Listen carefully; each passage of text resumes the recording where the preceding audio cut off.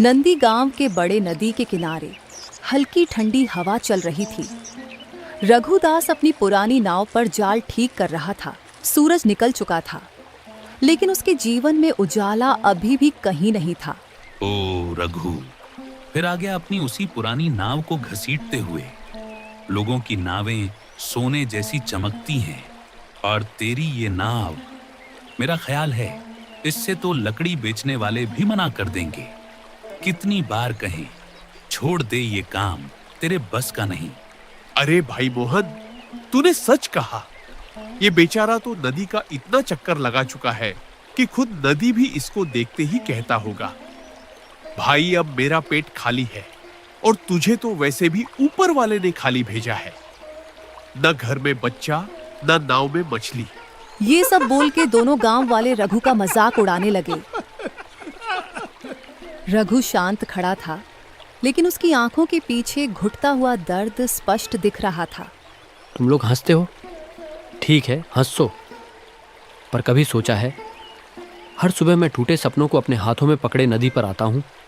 नदी की हर लहर से गुजारिश करता हूँ, कृपा कर आज खाली मत भेजना। और जब हाथ खाली रहते हैं तो सिर्फ नाव नहीं, मेरी हिम्मत भी अंदर से टूट जाती है। लेकिन फिर भी अगले दिन उठकर मैं फिर उसी उम्मीद के साथ मेहनत करता हूँ, क्योंकि मेरे पास लड़ने के अलावा कोई रास्ता नहीं। गरीब आदमी के लिए हार मानना भी कोई विकल्प नहीं होता। अरे रघु, हम तो सच बोल रहे हैं। तेरे जैसे बदकिस्मत लोग बदलाव के सपने देखते हैं, पर सपने सिर्फ उन्हीं के पूरे होते हैं जिनके नसीब में लिखा हो। तेरा तो घर भी खाली है। अरे भाई, बच्चे की रोने की आवाज तक नहीं आती वहां। ये सुन के रघु बहुत दुखी हो जाता है और वो खाली हाथ ही घर लौट जाता है। लेकिन वो जानता था कि ये दोनों बस उसके दिल को दुखाने के लिए ही ये बोल रहे हैं, क्योंकि ये दोनों रघु से जलते थे। रघु मेहनती और बहुत ईमानदार था और गांव के कई लोग उसका प्रशंसा भी करते थे। शाम को रघु खाली हाथ लौट आया। कमला मिट्टी के चूल्हे के पास बैठी थी। चूल्हा ठंडा था। आज भी कुछ नहीं मिला ना? बताओ, क्या आज भी हम दोनों रूखी सूखी खाए सोएंगे? कभी कभी सोचती हूँ, हमारा जीवन ऐसा क्यों है? इतनी मेहनत करने पर भी क्यों हमें सिर्फ आंसू मिलते हैं? कमला, अगर मेरे बस में होता ना तो मैं तेरे कदमों में दुनिया की सारी खुशियां रख देता। पर हर दिन जब मैं तुझे खाली रसोई में बैठा देखता हूं तो ऐसा लगता है जैसे किसी ने मेरे दिल में चाकू घोंप दिया हो। मुझे दर्द खाना ना मिलने से नहीं, तेरे आंसू देखने से होता है।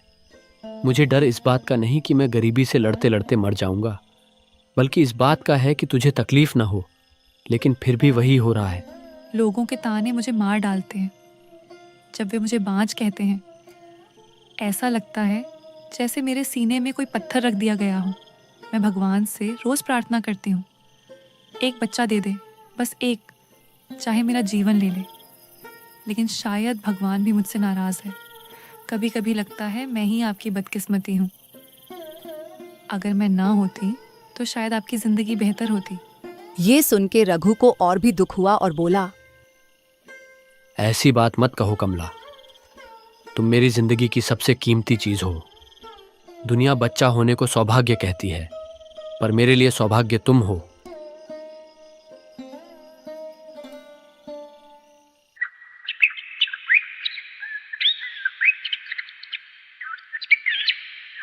अगली सुबह रघु फिर नदी के किनारे गया।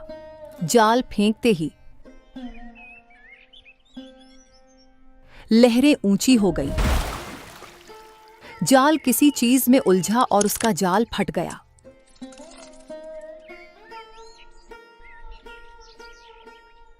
क्यों क्यों भगवान?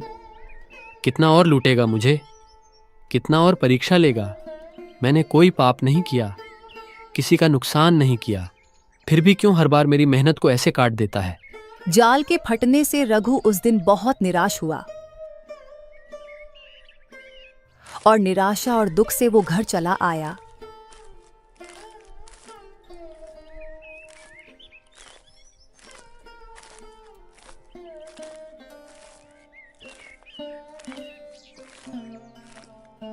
घर आया तो उसकी पत्नी उसको दुखी देख के पूछती है, ये जी आज फिर क्या हुआ जो इतनी जल्दी घर आ गए? नहीं कमला, पूछो मत। अब ये सब सहा नहीं जाता।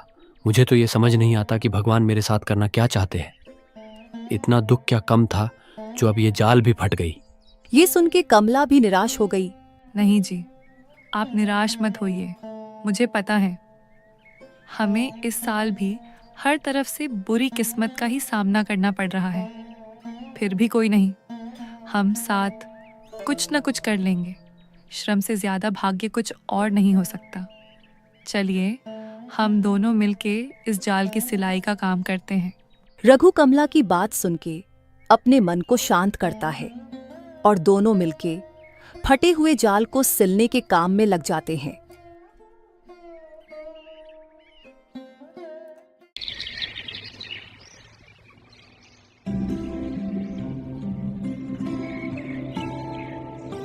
अगले दिन वो सुबह सुबह ही नदी के किनारे चला गया और आज वो एक दूसरे किनारे गया था जो कि जंगल से होके जाना पड़ता है। हे भगवान, आज मेहनत का फल देना। आज मुझे जैसे भी करके कुछ मछलियां ले जानी ही होगी, नहीं तो मेरे खाने के लाले पड़ जाएंगे। बहुत दिन से सही से पैसे नहीं मिले। रघु भगवान को याद करके अपना जाल पानी में फेंकता है और कुछ समय बाद जब वो जाल पानी से निकालता है तो वो देखता है कि काफी सारी मछलियां उसकी जाल में थी और ये देख के वो बहुत खुश हो गया। बहुत बहुत धन्यवाद भगवान, आज आपने सुन ली मेरी। शायद आज बाजार जाके अच्छा मुनाफा कमा पाऊंगा। रघु फिर से लगातार पानी में जाल फेंकने लगा और देखते ही देखते उसे काफी मछली मिल गई थी। और कुछ समय बाद रघु सारे मछलियों को बाजार ले जाता है। दोपहर की धूप बाजार की गीली मिट्टी पर पड़ रही थी। लोग आवाजें लगाकर सामान बेच रहे थे और रघु भी वहां बैठे हुए ग्राहकों को पुकार लगाता है। आइए आइए, ताजी नदी की मछली है, आज सुबह ही पकड़ के लाया हूँ। किसी को जरूरत हो तो आकर ले जाए। भीड़ में खड़े कुछ लोग उसकी बात सुनने लगे और उसके पास मछली खरीदने आ गए। तभी पीछे से ठहाका गूंजता है। ओ देखो देखो, किस्मत वाला रघु आ गया। कहाँ था ना सबको, कभी ना कभी ये भी आएगा बाजार अपनी किस्मत बेचने। रघु, तू मछली बेचेगा? भाइयों, जरा पास आओ। उसके पास जाके कुछ नहीं मिलेगा। वो ऐसी मछली लाया है जैसे गटर से निकाल कर आया हो। किसी को खरीदनी है? लेना चाहो तो लो, लेकिन कल तक तबीयत खराब हो सकती है। भाई मोहन, भाई बशीर, मैं तुम दोनों से लड़ने नहीं आया, ना तुम्हारा बाजार छीनने आया हूँ। मैं तो बस मेरे घर की रोजी रोटी के लिए आया हूँ। और हाँ भाइयों, अगर मेरी मछली खराब लगे मत खरीदो, लेकिन इनकी बात मत सुनो। पहले आप लोग देख लो मछली कैसी है। तू अपने आप को बहुत बेचारा दिखाता है रघु, लेकिन सुन, ये बाजार दया का घर नहीं है। अगर पेट भरना है तो ताकत दिखा, रोने से व्यापार नहीं चलता। और सुनो सब, जो भी यह मछली खरीद कर ले जाएगा उसका पेट पूरा हफ्ता खराब रहेगा। इसे कभी भी नदी में मछलियां नहीं मिलती, ना ही इसमें मछली पकड़ने का क्षमता है। भाई रहने दो, सच में बदबू है शायद। मोहन और बशीर भैया गलत नहीं कहते कभी, चलो उनसे ही लेते हैं। रघु, तेरे बस की बात नहीं। काम छोड़, मजदूरी कर ले, वही ठीक रहेगा तेरे लिए। रघु की आंखें भर आईं, पर वो चुप रहा। सारे ग्राहक मोहन और बशीर से मछली खरीद के वहां से चले जाते हैं और रघु बेचारा एक उम्मीद में शाम तक वहीं बैठा रहता है, लेकिन उसकी कोई भी मछली नहीं बिकी। वो बहुत निराश हुआ और कुछ समय बाद सब कुछ समेट के अपनी मछलियां लेके घर चला जाता है। शाम उतर चुकी थी। घर पहुंचा। कमला की आंखें उम्मीद से भरी थीं। दरवाजा खुला। कमला आई, लेकिन उसकी मुस्कान पल भर में टूट गई। आप मछलियां घर ले आए, कुछ भी नहीं बिका क्या? आज तो बहुत सारे मछलियां मिले आपको, तो क्यों नहीं बेचा आपने? रघु चुप था। उसने बस सिर हिलाया और टोकरी जमीन पर रख दी। मछलियों से अभी भी पानी टपक रहा था, लेकिन रघु के आंसू भी उसी के साथ टपकने लगे। कमला भी सब समझ गई। कुछ देर बाद दोनों बैठे और बात की। कमला, आज पहली बार मुझे लगा कि शायद मैं सच में नाकामयाब हूं। न नदी मेरा साथ देती है, न लोग मेरा दर्द समझते हैं। मैंने पूरा दिन धूप में खड़ा होकर उम्मीद लगाई थी। सोचा था कि शायद आज हमारे जीवन में थोड़ा उजाला आएगा, लेकिन कोई ग्राहक नहीं आए। मुझे पता है, आपको फिर से मोहन और बसीर ने नीचा दिखाया है और लोगों के सामने आपको गलत ठहराया होगा, तभी आप दुखी हैं। नहीं कमला, अब मुझे भी लगता है कि शायद मोहन और बशीर सही कहते हैं। शायद मैं इस लायक ही नहीं हूँ। शायद भगवान ने मुझे सिर्फ हारने के लिए ही भेजा है। कभी सोचता हूँ, काश मैं थक कर कहीं सो जाऊं और उठूं ही ना। ऐसी बातें मत कीजिए ना। आपकी हार मेरी हार है। आप टूटे तो मैं भी टूट जाऊंगी। जो लोग आपका मजाक उड़ाते हैं उन्हें सिर्फ आपकी नाकामयाबी दिखती है, लेकिन जो दर्द मैंने आपकी आंखों में देखा है, उस दर्द के पीछे कितनी संघर्ष है, वो तो सिर्फ मैं जानती हूँ। अब क्या ही बताओ कमला, तुम ना होती तो मैं कब का टूट चुका होता। लेकिन अब मुझसे ये सब सहा नहीं जाता। बचपन से ये सब झेलता आया हूँ। गरीब के घर जन्म ली, और वो भी फूटी किस्मत लेके। तुम्हें पता है मुझे कितना गलत लगता है। मैंने अपनी गरीबी और बदकिस्मती तुम्हें भी दे दी। तुमको तो मुझसे भी अच्छा जीवन साथी मिल सकता था, फिर भी तुमने मुझे क्यों चुना? बहुत हो गया जी, मुझे पता है हमारे साथ ज़्यादा कुछ अच्छा नहीं हो रहा है, लेकिन इसका मतलब ये नहीं कि हम अपने किस्मत को कोसते रहे। और रहा सवाल आपको चुनने की, आप में मुझे एक सच से जीवन साथी दिखता है और आप बहुत मेहनती हैं। और अभी चलिए इनमें से कुछ मछलियाँ पका लेते हैं और उसी से आज का गुजारा हो जाएगा। दिन का बना कुछ चावल है, उनको भी गर्म कर लूँगी। और हाँ, ये सब और सोचने की ज़रूरत नहीं है। कल आपको फिर से नदी में जाना होगा। ऐसे किस्मत के भरोसे सब नहीं छोड़ सकते। कमला की बातें सुन के रघु के चेहरे पे थोड़ा मुस्कुराहट आती है और वो भी रसोई में कमला की मदद करने जाता है।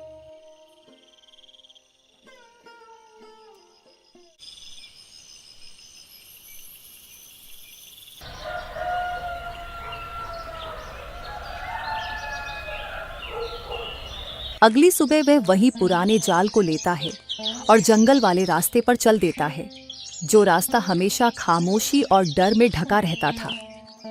उसी नदी किनारे पहुंचकर रघु फिर से जाल डालता है। बार बार पसीना, आंसू और उम्मीद सब एक साथ। लेकिन घंटे बीत गए, फिर भी उसके जाल में सिर्फ 2 छोटी मछलियां ही आईं। बस भगवान, बस। और कितनी परीक्षा लोगे मेरी? क्या मेरी मेहनत तुम्हें दिखाई नहीं देती? क्या मेरी पत्नी के आंसू तुम्हें सुनाई नहीं देते? मैं टूटा नहीं हूं भगवान, पर टूटने के कगार पर जरूर हूं। अब अगर तुमने मेरी नहीं सुनी तो मैं तुम्हें कभी नहीं मान पाऊंगा। कुछ समय बाद थक हार के रघु 2 मछलियों को लेता है और घर के लिए निकलता है, आंखें बुझी हुई। जब वो जंगल के रास्ते घर जा रहा था तो तब रघु के सामने एक झुकी हुई सफेद बालों वाली बूढ़ी औरत खड़ी हुई थी। फटी साड़ी, खुरदरे हाथ, आंखें अजीब चमकती हुई।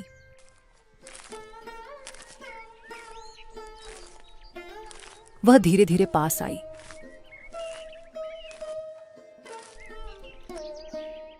रघु, नदी ने आज तुझे फिर खाली भेजा है ना? रघु हैरान, उसके शरीर में सिहरन दौड़ गई। आप कौन हैं और मेरा नाम कैसे जानती हैं आप? बूढ़ी औरत मुस्कुराई, एक अजीब गहरी मुस्कान। मैं तो तेरा नाम जानूंगी ही ना, तू रोज मेरे आसपास जो रहता है। ये सुन के रघु उलझन में पड़ गया। उसे कुछ समझ नहीं आया। क्या मैं आपके पास आता हूँ? कब? कैसे? मैं तो आपको जानता भी नहीं हूँ माँ जी। आज पहली बार आपको देख रहा हूँ। तू नहीं समझ पाएगा बेटा, ये सब बातें जाने दे। मुझे तू ये बता, क्या तू मेरी एक छोटी सी मदद करेगा? मदद? कैसी मदद माँ जी? भला मैं आपकी कैसी मदद कर सकता हूँ? फिर भी बताए, अगर मेरे बस में होगा तो मैं ज़रूर करूँगा। बेटा, मेरे घर में रात के लिए कुछ भी नहीं खाने के लिए। क्या तुम मुझे अपनी 2 मछलियाँ दे सकते हो? ये सुन के रघु सोच में पड़ गया। एक तो उसे ये समझ नहीं आ रहा था कि ये बूढ़ी औरत उसके बारे में सब कुछ कैसे जान रही है, और ऊपर से बूढ़ी औरत ने उससे वो दोनों मछलियां भी मांग ली जो कि इतनी मेहनत के बाद उसे सिर्फ ये ही मिल पाया था। माँ जी, मुझे तो ये समझ नहीं आ रहा है, आप मेरे बारे में सब कैसे जानते हैं? रघु बेटा, मैं तो बस एक साधारण सी बुढ़िया हूँ। मैंने तो बस अनुमान लगाया है। लेकिन बेटा, तुमने मुझे अभी तक कोई जवाब नहीं दिया। तुम मेरी मदद करोगे या नहीं? माँ जी, कभी कभी मुझे लगता है कि जिंदगी सच में मेरी परीक्षा ले रहा है। हर दिन मैं उम्मीद लेकर आता हूँ और खाली जाल लेकर लौट जाता हूँ। और देखिए, आज इतनी मेहनत करने के बाद भी बस 2 छोटी मछलियाँ मिली थी, और अब आप मुझसे ये मांग रहे हैं। मैं मना नहीं कर सकता, मैं ज़रूर आपकी मदद करूँगा। आप ले लीजिए ये मछली, कम से कम किसी गरीब की तो ठीक से पेट भरे। वैसे माँ जी, आपका नाम क्या है और इस जंगल के रास्ते क्या कर रही है? तुम्हारा धन्यवाद बेटा। और मेरा नाम है लक्ष्मी। मैं इसी जंगल के पास रहती हूँ। चलो मेरे साथ, मैं दिखाती हूँ मेरा घर। नहीं नहीं, आज नहीं जा पाऊंगा माँ जी, और कभी अगर आपसे मुलाकात होगी तो देखते हैं। मुझे घर जाना है। मेरी पत्नी भी राह देख रही होगी, लेकिन घर जाने का भी मन नहीं कर रहा है। घर जाके उसको क्या जवाब दूंगा? ऐसा लगता है कि मैं अब टूट रहा हूँ। रघु को निराश देख के बूढ़ी औरत उसके तरफ देखती है। उसके चेहरे पर एक रहस्यमयी मुस्कान थी। रघु बेटा, तू टूटा नहीं है। तू बस अपने परेशानियों से थक गया है। और थकना पाप नहीं, पाप है हार मानना। और मैंने तेरी आंखों में हार नहीं देखी। दुनिया ताकत से नहीं, दिल से जीती जाती है। जिनके पास अच्छा दिल होता है, उनके लिए भगवान रास्ते बना देते हैं। आज तूने मुझे 2 छोटी मछलियां दी, लेकिन असल में तूने मुझे अपना यकीन दिया है। इस यकीन का फल तुझे मिलेगा, जरूर मिलेगा। उसकी आवाज में अजीब कंपन था। रघु को ये औरत बहुत रहस्यमय लगी। उसे इस बूढ़ी औरत की बात भी ठीक से समझ ही नहीं आ रही थी। माँ जी, अगर कल भी जाल खाली आया तो भी मैं उदास नहीं हूँगा। मैं अब मेरे किस्मत को स्वीकार कर चुका हूँ, क्योंकि बहुत समय बाद आज मुझे लगा है कि मैं भी किसी की मदद कर सकता हूँ। जो भी है, बस आपकी ये छोटी मदद करके मुझे अच्छा लगा। जाने का वक्त हो गया बेटा, घर जा। तेरी पत्नी तेरी राह देख रही होगी। और हाँ, आज किसी को मत बताना कि तू मुझे मिला था। कुछ बातें सबको पता होनी नहीं चाहिए। बूढ़ी औरत रघु से ये सब बोलकर रघु की दी हुई 2 मछलियां लेके चली गई। वह मुस्कुराई और धीरे धीरे वो चलते चलते जंगल के रास्तों में गायब हो गई। रघु को बूढ़ी औरत की बातें बहुत अजीब लगी, लेकिन वो ये सब ज्यादा न सोच के अपने घर की दिशा ओर निकल गया। चलते चलते रघु ने आकाश की ओर देखा और पहली बार मुस्कुराया। शुक्रिया भगवान, शायद आपने मुझे आज ये समझाया कि भले ही मैं गरीब हूँ और बदकिस्मत भी, लेकिन फिर भी आज मेरे वजह से कोई सुकून की हंसी हंसा। मैं भी किसी की काम आ सकता हूँ। वह अपने खाली जाल लेकिन भरे दिल के साथ घर की ओर चलता गया।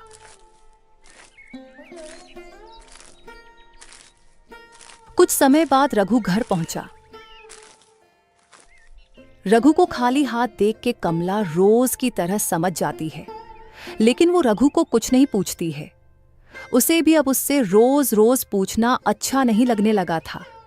और रघु भी उस बूढ़ी औरत की कहे मुताबिक अपने पत्नी को भी उसके बारे में नहीं बताता है। ऐसे ही कुछ दिन बीते। रघु रोज उसी विश्वास में नदी में मछली पकड़ने जाता है, और कभी खाली हाथ तो कभी कुछ मछली पकड़ने में सक्षम होता है, और बाजार जाके थोड़ा बहुत मुनाफा करके घर के लिए राशन जुटाता है। लेकिन उसकी मेहनत के बाद भी उसका और उसका घर चलना मुश्किल हो गया था। और एक दिन, कमला, बहुत मुश्किल हो रहा है ना? मुझे पता है, अब ऐसे तो घर नहीं चलेगा। मैं कुछ सोच रहा हूँ। क्या सोच रहे हैं आप?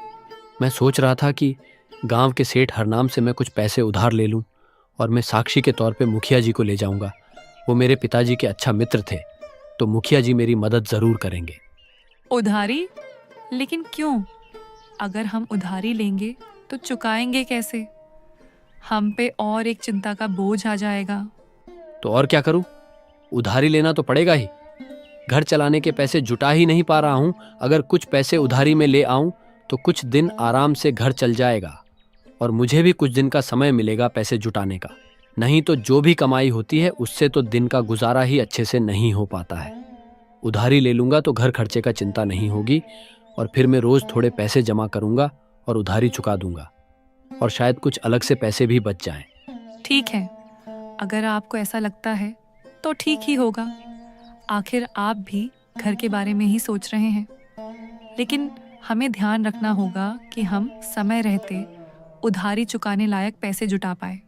रघु कमला से ये सब बातचीत करके गांव के मुखिया के साथ सेठ हरनाम के घर पहुंचता है।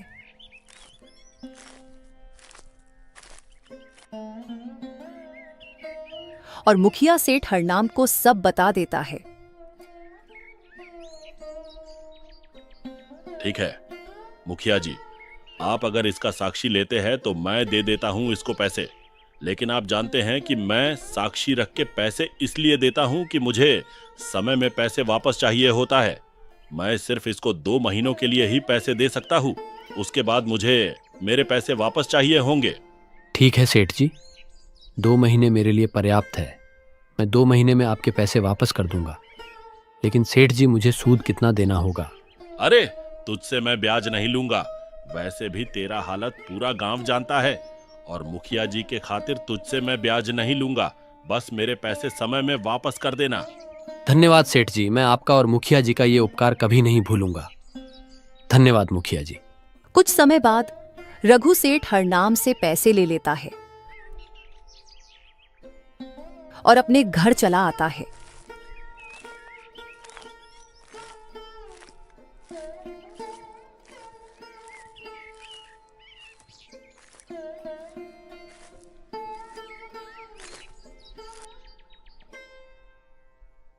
पैसे मिल गए आपको? कितने समय बाद लौटाना होगा? हाँ कमला, पैसे मिल गए। सेठ हरनाम ने कहा है 2 महीने के अंदर मुझे पैसे वापस करने होंगे और अच्छी बात यह कि वो मुझसे कोई ब्याज नहीं लेंगे। ये सब सिर्फ मुखिया जी की वजह से हुआ। उन्होंने मेरे लिए साक्षी दी, नहीं तो शायद कोई मुझे 1 रुपया भी नहीं देता। 2 महीने बहुत कम समय होता है। अगर भगवान न करे कुछ गलत हो गया तो, अगर जाल फिर खाली आया, अगर मछलियां नहीं मिली तो हम क्या करेंगे? कमला, डरने से किस्मत नहीं बदलती। आज पहली बार मुझे लगा है कि मैं कुछ कर सकता हूँ। अब मेरे पास मौका है और अगर मैंने कोशिश ही नहीं की तो मैं खुद को कभी माफ नहीं कर पाऊंगा।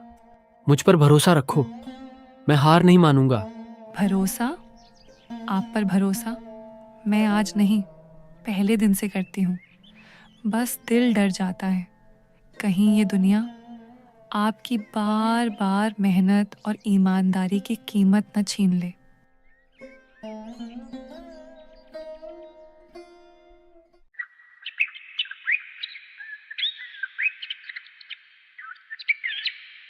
अगली सुबह रघु हमेशा की तरह जल्दी उठ गया। आसमान साफ था। रघु ने अपनी पुरानी जाल ली और सुबह सुबह ही नदी की ओर चल पड़ा। रास्ते में उसके शब्द खुद उसके मन में गूंज रहे थे।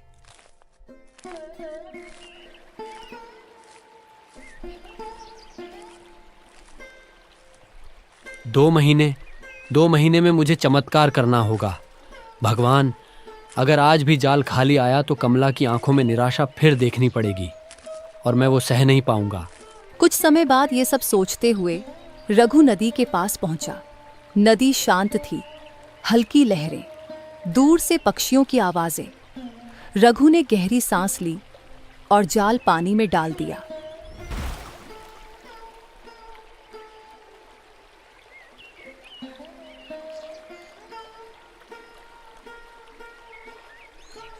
कुछ घंटे बाद सूरज ऊपर आ चुका था। कई बार जाल फेंकने के बावजूद कुछ भी नहीं मिला। रघु थककर नदी के किनारे बैठ गया। भगवान, क्या मेरी तकदीर में कभी खुशी लिखी भी है? मुझे समझ नहीं आता मैं कहाँ गलत हूँ। मैं मेहनत करता हूँ, किसी का बुरा नहीं सोचता और आज भी हाथ खाली। रघु ये सब सोच के निराश होके नदी किनारे बैठा हुआ था। तभी उसके मन में उस बूढ़ी औरत की ख्याल आया और फिर उसने अपने हाथ में जाल लेके जंगल के रास्ते चला गया। अगर आज वो अजीब सी बूढ़ी औरत मिली तो उससे मैं सब कुछ पूछूंगा।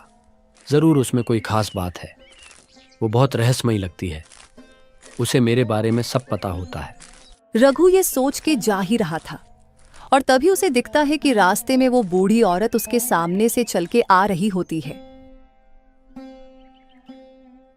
बूढ़ी औरत ने सीधे उससे पूछा, बेटा, आज मुझसे मिलने आए हो ना? क्या हुआ बेटा, परेशान हो? फिर से किस्मत अपना कठिनाई दिखा रही है ना? रघु को बूढ़ी की बातें फिर से अजीब लगी। उसे समझ नहीं आता कि वो हर बार उसके मन की बात कैसे पता लगा लेती है। हाँ हाँ माँ जी, मैं आपसे ही मिलने आया था। मुझे आप बहुत अलग लगी। आप हर बार मेरे मन की बात जान लेते हैं और आपसे बात करने से मुझे एक अजीब सी राहत महसूस होती है। ये तो होना ही था। आखिर तुम मेरे बेटे जैसे हो और हर माँ अपने बेटे की मन की परेशानी जान ही लेती है। चलो मेरे साथ मेरे घर, तुम्हें वहाँ अच्छा लगेगा। संकोच मत करना, जो मैं कह रही हूँ वो करो। रघु तुरंत मान जाता है। वो ज्यादा नहीं सोचता है।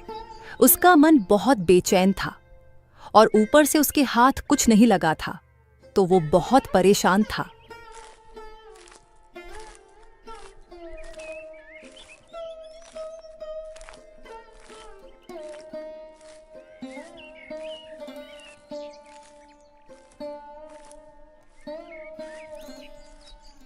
दोनों कुछ समय चलने के बाद जंगल में कहीं एक छोटी सी कुटिया में आ पहुंचे।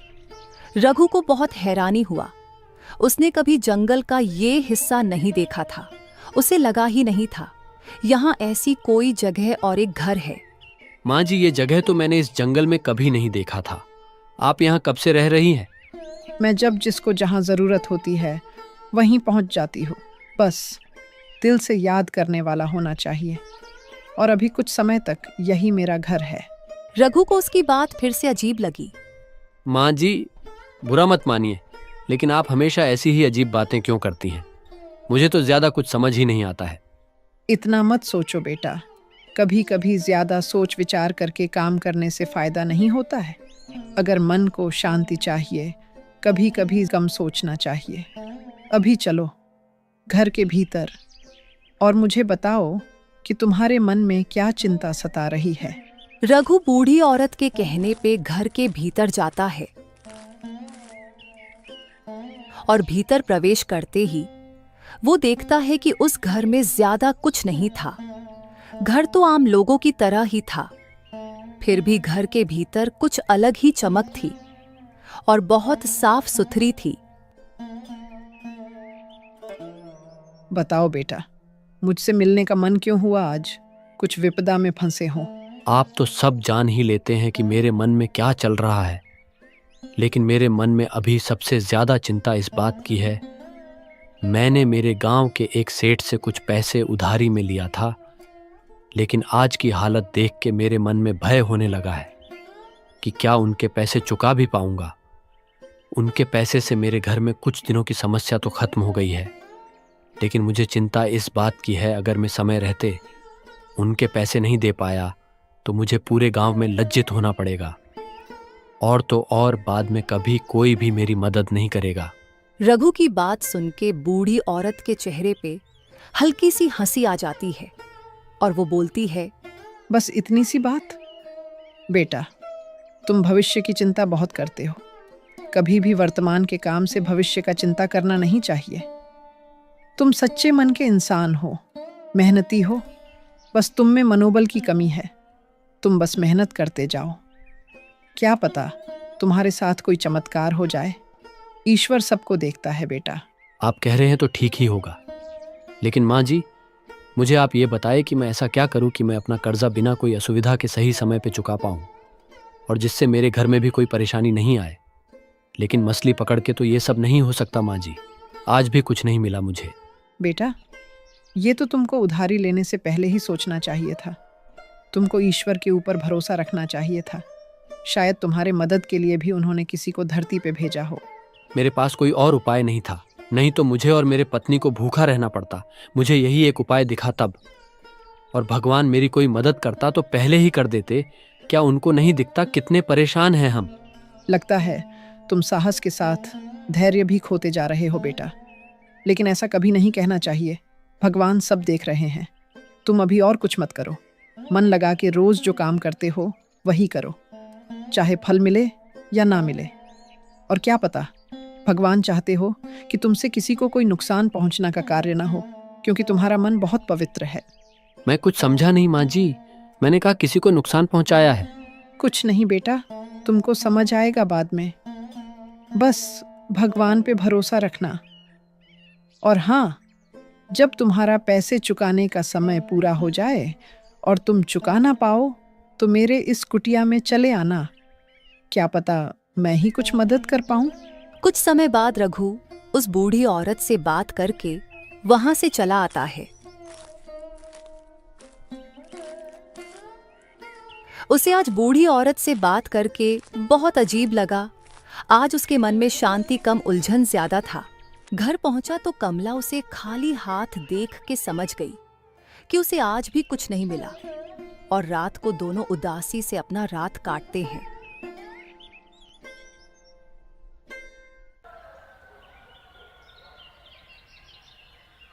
ऐसे ही कुछ दिन बीते। रघु रोज नदी में जाता और मेहनत करता। उसे कभी मछलियां मिलता तो कभी खाली हाथ लौटना पड़ता, और जो भी उसे मिलता वो उसके उधारी के पैसे लौटाने के लिए पर्याप्त नहीं था। और ऐसे ही 2 महीने बाद वो समय भी आया जब कल पैसे लौटाने थे। ये सोच के दोनों परेशान बैठे हुए थे। ये जी अब क्या होगा? आपने कहा था कि आप समय पर उधारी के पैसे वापस करने लायक जुटा लेंगे, लेकिन हमारी किस्मत तो देखो, आपको इन 2 महीनों में ठीक से 1 दिन भी मछलियां नहीं मिली। मुझे खुद कुछ समझ नहीं आ रहा है। आखिर क्या करूं? तुम ही सही थी। मैंने ये उधारी लेके हमारे ऊपर और ज्यादा मुसीबत मोड़ ले ली। हमारे पास तो उधारी के आधे पैसे भी जमा नहीं हुए हैं। ये समय खुद को कोसने का नहीं है। मुझे पता है कि आपने हमारे जीवन को ठीक करने के लिए ही एक मौके के तौर पर वो पैसे ली थी, लेकिन उसके वजह से हम पर ज्यादा विपदा आ पड़ी। कुछ उपाय निकालने की सोच रहा हूँ कमला। कल अगर उधारी नहीं चुकाई तो सेठ जी और मुखिया जी के नजरों में गिर जाऊंगा, और इसके कारण आगे से कोई भी मेरी मदद नहीं करेगा। दोनों ये सब सोच के दुखी मन से बैठे हुए थे। तभी रघु के मन में उस बूढ़ी औरत का विचार आया।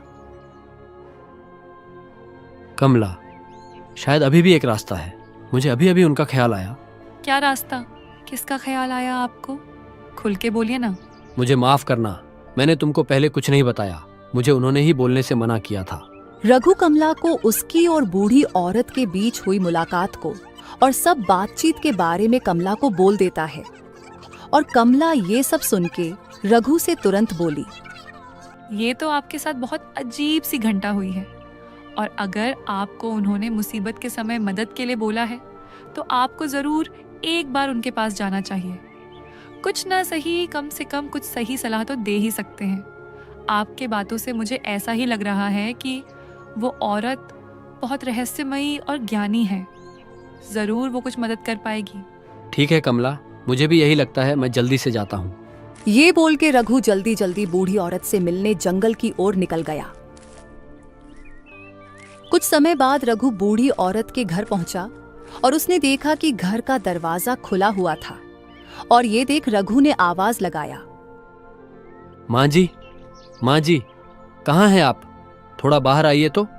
रघु ने कुछ समय बूढ़ी औरत को आवाज लगाया, लेकिन बहुत समय तक जब बूढ़ी औरत ने कोई जवाब नहीं दिया तो रघु को अजीब लगा। कितनी बार आवाज लगाई, एक बार भी माँ जी ने आवाज नहीं दी। लेकिन घर का दरवाजा भी खुला हुआ है। कुछ गलत लग रहा है। कहीं माँ जी को कुछ हो तो नहीं गया? ये सोच रघु घबरा के जल्दी घर के भीतर जाता है। लेकिन जब रघु घर के भीतर गया तब उसने जो देखा, उसकी आंखें फटी की फटी रह गई। अंदर कई सारे गहने थे, सोने चांदी से भरे हुए। रघु ये देख के बहुत हैरान हो गया। उसे पहले कुछ समझ ही नहीं आया। फिर उसने सोचा, शायद बूढ़ी माँ जी इसीलिए मुझसे कहा था कि वे मुसीबत में मेरी मदद करेंगे। लेकिन मुझे ये समझ नहीं आ रहा है कि इतने धन को ऐसे खुले में छोड़ के कहाँ चले गए। जहाँ भी है, मुझे उनके आने तक ये सब धन की रखवाली करना होगा, और शायद वो आकर मुझे थोड़ी सी धन दे के मेरी मदद कर दे। ये सोच के रघु वहीं वो सब धन की रखवाली करने का सोचता है। वो बहुत समय वहीं पे बैठा हुआ रखवाली करता है और कुछ समय बाद शाम हो जाती है, लेकिन अभी तक उस बूढ़ी औरत का कहीं कुछ आता पता नहीं था। अभी तक नहीं आई वो, पता नहीं कहाँ गई। मुझे तो कुछ समझ नहीं आ रहा है, करूँ क्या। मैं अगर ऐसे इस धन को ले जाऊं तो ये पाप होगा, और पता नहीं ये धन आखिर उनका है भी या नहीं। नहीं नहीं, मुझे अब जाना भी होगा। कमला चिंता कर रही होगी। इतना समय लगा दिया मैंने, अब जो भी हो मुझे घर जाना होगा। रघु ये सब सोच के अपने घर के लिए निकलने लगता है। वो उस धन का थोड़ा सा हिस्सा भी साथ नहीं लाया। उसने अपनी ईमानदारी दिखाई और वो घर का दरवाजा बंद करके वहां से चला आया। कुछ समय बाद रघु घर पहुंचा। ये जी, कहाँ रह गए थे? कुछ मदद मिली या नहीं? अरे मुझे वो बूढ़ी माँ जी मिली ही नहीं, लेकिन मैंने उनके घर में बहुत सारे धन देखे। रघु कमला को सब बता देता है और कमला ये सुन के हैरान हो जाती है। क्या बोल रहे हैं आप? उन बूढ़ी माँ के पास इतना धन, और उन्होंने वो सब ऐसे ही रख के कहीं निकल गई? हाँ, और मैंने भी धन को हाथ तक नहीं लगाया। ये मेरे उसूलों के खिलाफ था। मुझे ईमानदारी का धन चाहिए, ना कि पराई और पाप का धन। आपने सही किया है। वो किसी और की अमानत है, उसमें हमारा हक नहीं था। हमें हमारी किस्मत का दिया ही लेना चाहिए। अगर उस धन में हमारा नाम लिखा होता तो वो हमारे पास होता, न कि उन बूढ़ी माँ जी के पास। दोनों ये सब बात करके निराशाजनक हंसी हंसते हैं और अपना रात बिताते हैं। अगली सुबह रघु हमेशा की तरह जल्दी उठ जाता है, लेकिन आज उसका मन बहुत भारी था। उसे आज सेठ हरनाम का उधारी चुकाना था, लेकिन उसके पास पैसे नहीं थे। ये सोच के वो घर के बाहर आया ही था कि उसके सामने वही सारे सोने चांदी से भरे धन थे। ये देख रघु शौक गया और कमला को जोर जोर से पुकारने लगा। कमला भी आके जब देखती है तब उसके भी आंखें फटी के फटी रह गई। मुझे पता था कि ऐसा ही कुछ हो सकता है। आपके बातों से मुझे लगा ही था कि वो रहस्यमयी बूढ़ी माँ आपको ऐसे ही नहीं मिली, और कल रात की वो बात सुन के मुझे लगा कि ज़रूर हमारे साथ कुछ चमत्कार होगा। और देखिए ये क्या हो गया आज। मुझे तो कुछ समझ नहीं आ रहा कमला। ये सब क्या अब हमारा है? ये खुद हमारे चौखट पे आ गए, आखिर कैसे? कैसे ये तो पता नहीं, लेकिन ये यकीन ज़रूर हो गया कि ये सब हमारा ही नसीब का है। लेकिन अगर आपको थोड़ा भी शक है तो हम उनके घर चल के देखते हैं, और अगर वो बूढ़ी माँ मिले तो उनसे ये सब पूछ लेंगे। कमला की बात सुन के रघु कमला के साथ उसी जंगल में जाता है, और कुछ समय बाद जब रघु बूढ़ी के घर के जगह पर पहुंचा तो वो ये देख फिर हैरान हो गया कि वहां अब कोई घर था ही नहीं। कुछ समय बाद रघु और कमला अपने आप सब समझ जाते हैं कि वो कोई बूढ़ी औरत नहीं थी, वो रघु के लिए भगवान का भेजी हुई कोई चमत्कार थी। और उसके बाद दोनों भगवान को शुक्रिया कह के खुशी खुशी घर लौट आए।